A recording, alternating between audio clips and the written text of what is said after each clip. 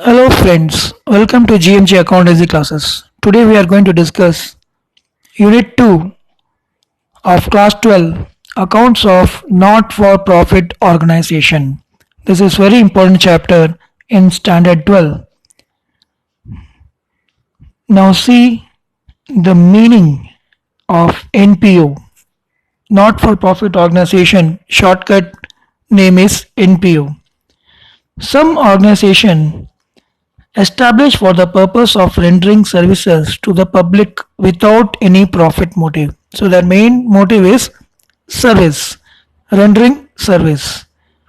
They may be created for the promotion of art, culture, education, sports, etc. These organizations are called NPO, not for profit organization. Charitable institution, educational institution, cultural societies, sports and recreation clubs, hospitals, libraries, and literary association are some of the examples of non-for-profit organization.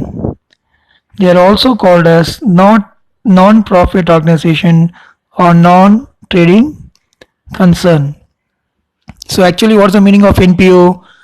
NPO, their main purpose is rendering service to the public without any profit. So they are promoting the arts, culture, education, sports, etc.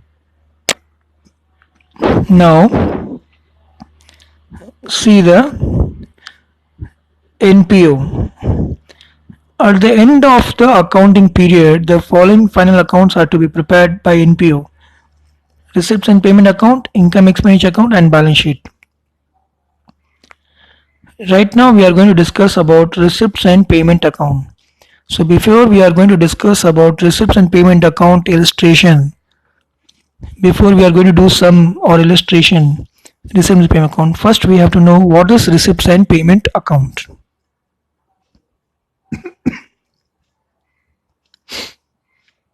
Now see what is receipts and payment account. Receipts and payment account is a summary of cash and bank transaction of not-for-profit organization prepared at the end of each financial year. So receipts and payment account is a summary of cash and bank transaction. It is a real account in nature. Always receipts and payment account begins or start with the opening balance of cash and bank. So you have to write two brought down, balance brought down. So cash brought down and bank brought down. Start with the opening balance and end with the closing balance. So two balance carry down. Below that you can write cash in hand, cash at bank in a closing balance, and starting with the two balance brought down, cash in hand and cash at bank. Then all cash receipts are shown on the debit side and cash payment are shown on the credit side of this account. So receipts will come in the debit side and payment will come in the credit side. What will not come in this? You must remember, non-cash item will not come into the receipts and payment account, such as depreciation, outstanding expenses, accrued income, and one more item, that is bad debts. That is also non-cash item. So depreciation, outstanding expenses, accrued income, and bad debts, no need to write in receipts and payment account.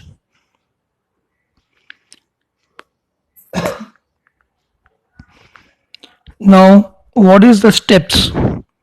What are the steps should be followed in preparation of receipts and payment account?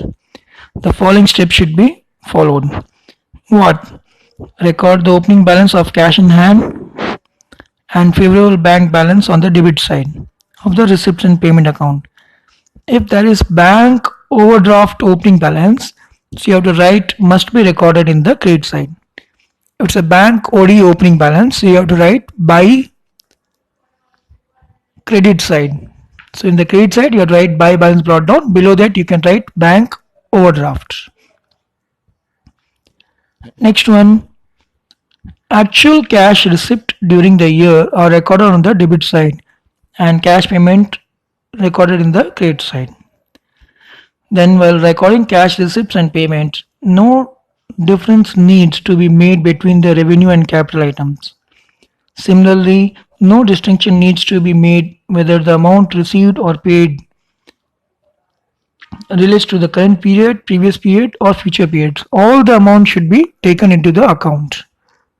Whether it is a last year amount, current year amount, or next future period amount. All the amount should be taken. If the total of the debit side is more than the credit side, then the balance figure will appear on the credit side. It represents the closing balance of cash or bank. This is very important. If the total of the credit side is more than the debit side, the balance figure will appear on the debit side. It represents as a bank overdraft. Now you understand the steps. Now see the format of receipts and payment account. Receipts and payment account of whatever the name is given for the year ending 31st March, whatever the date has been given. Debit, credit. You have to take double page, left hand side of your page, particular column you have to write receipts, rupees, debit and credit column. Next page, right hand side of your page, payments, rupees.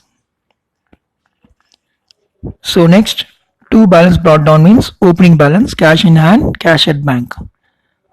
Then what you have to write? Revenue, receipts. To subscription, entrance fees, general donation. If general donation, specific donation, both will come in the receipts and payments. So to general donation, grants in aid, sale of old newspaper, interest on investments, dividend, locker rent received, salary receipt, any receipt or received will come here. So subscription means we are receiving the subscription and entrance fees from the members. Then capital receipts, life membership fees we received, donation for the specific purpose, any donation for the building or for library purpose.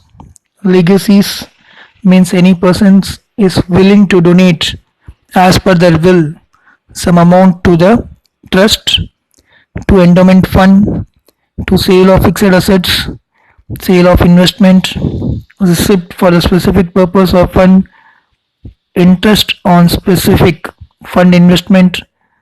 To balance carry down, if this side total is more and this side total is less, then it will come bank overdraft. To balance carry down, bank overdraft. Understand debit side? So all receipts, fund, fees will come in the debit side. That is receipts. Now we will move on to the payment side.